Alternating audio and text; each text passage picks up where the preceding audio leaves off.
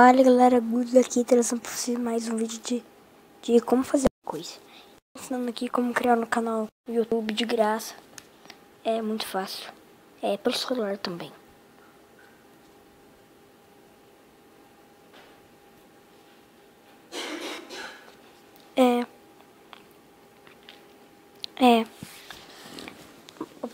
A única coisa que você vai precisar é de uma conta no Google.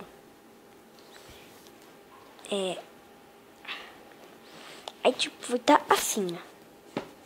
Você, quando criar de fazer a sua conta do Google, vai estar assim. Você vai fazer login e clica tipo na sua conta. Essas aqui são minhas duas contas, né? É só isso. Essa aqui é a conta do meu canal, essa aqui é minha outra conta.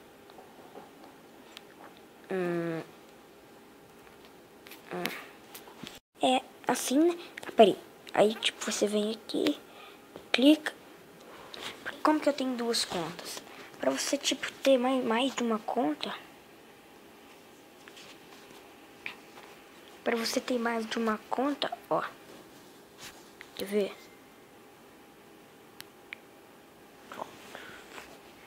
Para você ter mais de uma conta, você tem que sair. Você vai no comentário do canal de alguém.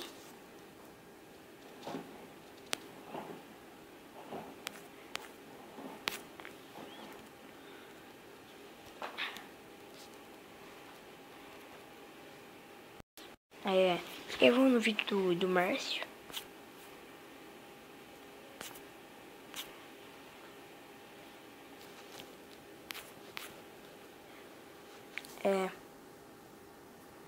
Aí depois você tipo vem aqui e vem no mais. Depois entrar nisso, aí você vai no novo.